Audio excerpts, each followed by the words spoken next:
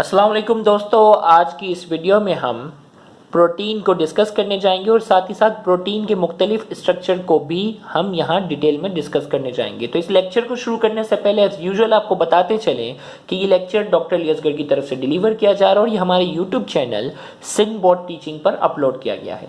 अगर आपने अब तक हमारे इस चैनल को सब्सक्राइब नहीं किया तो काइंडली आज ही आप हमारे इस चैनल को सब्सक्राइब करें और साथ ही साथ बेल आइकन को लाजमी क्लिक करें ताकि हमारी अपलोड करदा तमाम वीडियोस की नोटिफिकेशन आपको रिसीव हो सके। तो आइए हम स्टार्ट करते हैं। तो सबसे पहले हम प्रोटीन के इंट्रोडक्शन की बात करेंगे। तो word protein is derived from a Greek word proteios which means first rank. Protein का जो वर्ड है, अल्फाज है, ये ग्रीक जबान के एक अल्फाज से निकला है जो अल्फाज है प्रोटीओस, और प्रोटीओस ग्रीक जबान में कहते हैं फर्स्ट रैंक।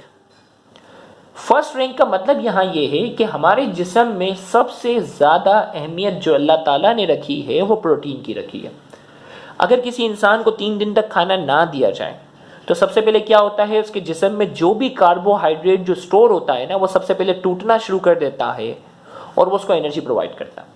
अगर कार्बोहाइड्रेट ख़त्म हो जाता है तो फिर उसके जिस्म में जितनी भी चिकनाहट वाली चीज़ें हैं, लिपिड जिसे हम कहते हैं, चिकनाहट वाली चीज़ें हैं, वो टूटना शुरू हो जाती हैं और वो उसे एनर्जी प्रोवाइड करने का, वो उसे ताकत प्रोवाइड करने का काम करती हैं।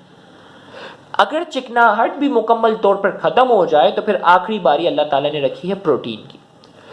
फिर प्रोटीन टूटना शुरू करता है और उसे एनर्जी प्रोवाइड करने का काम करता है। और जब भी प्रोटीन जिस्म के अंदर टूटना शुरू कर दे तो बहुत ज़्यादा चांसेस है कि इंसान की मौत वाक़ई हो सकती है, क्योंकि हमारे जिस्म में सबसे ज़्यादा अहमियत जो रखी है वो अल्लाह ताला ने प्रोटीन की रखी है। तो ये प्रोटीन जो है वो हमारी बॉडी के ज़्यादातर स्ट्रक्चर बनाने में अहम किरदार अदा करता है, और जब ये अगर टूटना शुरू कर दे तो फिर इंसान की मौत के चांसेस बहुत ज़्यादा होते हैं। तो यहाँ हमने कहा कि वर्ड प्रोटीन जो है वो ग्रीक ज़बान के अल्फाज प्रोटियोस से निकला है, जिसका मतलब होता है फर्स्ट रैंक। तो आइए हम देखते हैं प्रोटीन की यहाँ बेसिक। याद रखिएगा, कोई एडवांस डेफिनेशन हमारे कोर्स का हिस्सा नहीं है, बुनियादी डेफिनेशन जो है वो हम डिस्कस करेंगे। द ऑर्गेनिक कंपाउंड, वो ऑर्गेनिक कंपाउंड जिसके पास क्या हो, हमें मालूम है ऑर्गेनिक कंपाउंड में कार्बन का होना तो जरूरी है। The organic compound which contain carbon, hydrogen, oxygen, nitrogen. वो ऑर्गेनिक कंपाउंड जिसके पास कार्बन, हाइड्रोजन, ऑक्सीजन और नाइट्रोजन हो। And some contain sulphur, sulphur की यहाँ स्पेलिंग सही नहीं है, ओके।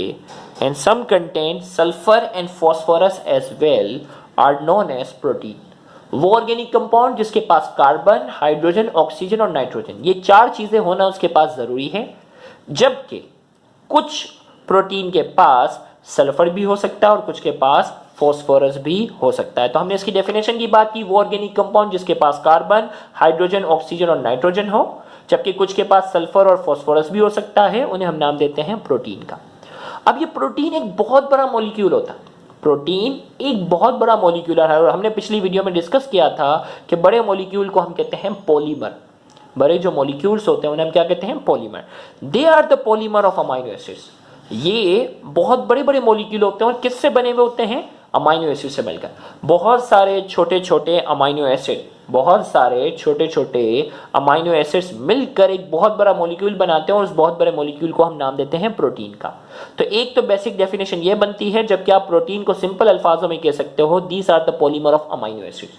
ये अमाइनो एसिड्स के क्या हैं, पॉलीमर हैं। बहुत सारे छोटे छोटे अमाइनो एसिड्स मिलकर, बहुत सारे छोटे छोटे अमाइनो एसिड्स मिलकर क्या बनाते हैं, एक बहुत बड़ा मॉलिक्यूल बनाते हैं, और उस बहुत बड़े मॉलिक्यूल को हम क्या कहते हैं, पॉलीमर।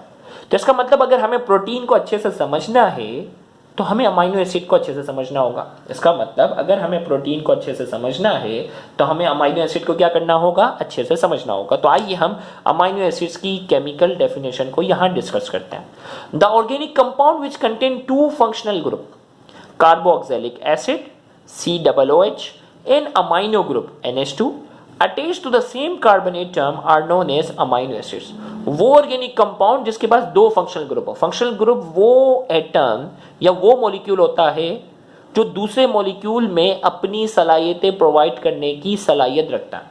फंक्शनल ग्रुप जो है, वैसे तो ऑर्गेनिक केमिस्ट्री में फंक्शनल ग्रुप की बड़ी एडवांस डेफिनेशन है, लेकिन अगर सादा अल्फाज में अगर बायोलॉजी के स्टूडेंट को मुझे समझाना हो तो फंक्शनल ग्रुप हमारे पास वो एटम या वो मॉलिक्यूल होता है जो किसी अगर दूसरे मॉलिक्यूल के साथ जुड़ जाए, जो अगर किसी दूसरे मॉलिक्यूल के साथ अगर जुड़ जाए, उसमें अपने कैरेक्टरिस्टिक्स, उसमें अपनी खुसूसियत लाने की सलाहियत रखता हो, वो कहलाता है फंक्शनल ग्रुप।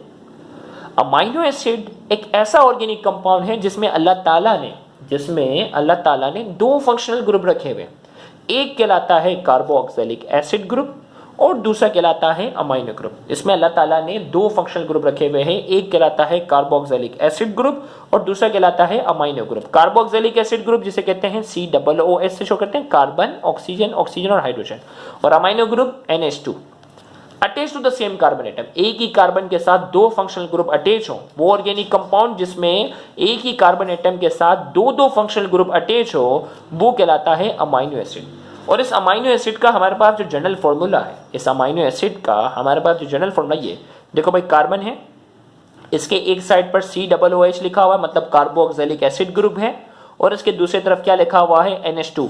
इसका मतलब क्या है, अमाइनो ग्रुप। यानी एक ही कार्बन के बाद दो फंक्शनल ग्रुप हैं। एक तरफ आ गया हाइड्रोजन, याद रखिएगा कार्बन 4 बॉन्ड बनाते हैं, एक तरफ हाइड्रोजन है और दूसरी तरफ लिख दिया R शो करता है अल्काइल ग्रुप को।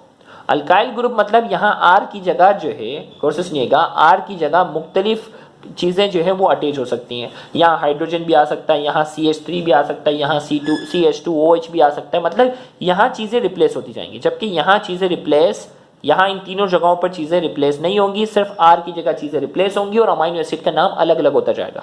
याद रहे, हमारे जिस्म के अंदर करीब करीब 20 अमाइनो एसिड जो हैं वो मौजूद हैं। तो वो 20 अमाइनो एसिड किस वजह से चेंज होते जा रहे हैं, क्योंकि सबकी जो R की वैल्यू है वो क्या है, अलग अलग है। ये जनरल फॉर्मूला है कि ये दो चीजों का होना क्या है, ये दो चीजों का होना जो है वो जरूरी है। तो हमने कहा जनरल फॉर्मूला ये है कि कार्बन के साथ कार्बोक्सिलिक एसिड ग्रुप भी अटैच है और दूसरा क्या है, अमाइनो ग्रुप भी क्या है, अटैच है। वेयर करके हमने यहाँ डिफाइन भी कर दिया कि ये COOH जो है वो कार्बोक्सिलिक एसिड ग्रुप को शो कर रहा है और NH2 जो है ये शो कर रहा है अमाइनो ग्रुप को। एग्जाम्पल की अगर हम बात करते हैं, देखिए भाई, जनरल फॉर्मूला था ना हमारे पास, अब इस R को चेंज करूंगा, ये तीनों चीजें सब में सेम है। R की जगह अगर यहाँ आ जाए H, अगर एप्टीट्यूड के MCQ में पूछा जाए R की जगह अगर H आ जाता है तो उस अमाइनो एसिड को नाम दिया जाता है ग्लाइसिन का। याद रखिएगा, glycine is the simplest amino acid, सबसे छोटा और सबसे सिंपलेस्ट अमाइनो एसिड अगर आपसे पूछा जाए तो वो क्या है, ग्लाइसिन। और अगर इसी H की जगह CH3 आ जाए, CH की जगह अगर आ जाए CH3 तो वो अमाइनो एसिड कहलाता है एलिनीन। और इसी अगर H की जगह अगर आ जाए CH2OH, बाकी तीनों चीजें सेम है, तो वो अमाइनो एसिड कहलाता है सीरीन।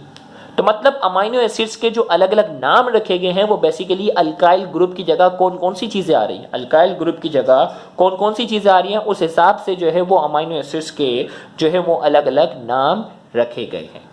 तो यहाँ जाकर आज का ये लेक्चर हम यहाँ एंड करते हैं। इस लेक्चर के दूसरे हिस्से में हम स्ट्रक्चर ऑफ प्रोटीन को बाकायदा मुख्तलिफ डायग्राम्स की मदद से हम डिस्कस करेंगे, तो उसे देखना मत भूलिएगा। अगर आपको हमारा ये लेक्चर पसंद आया है तो इस लेक्चर को ज़्यादा से ज़्यादा शेयर करके अपना हक ज़रूर अदा करें। याद रहे, बहुत से ऐसे स्टूडेंट हैं जो गवर्नमेंट कॉलेजेस के बाद एक्सपेंसिव कोचिंग सेंटर्स को अफोर्ड करने की सलाहियतें नहीं रखते। तो आप क्या इन वीडियोस को ज़्यादा से ज़्यादा शेयर करना, उन तक पहुंचाना आपके लिए सदका जारिया बन सकता है। Thank you very much. अल्लाह हाफ़िज़।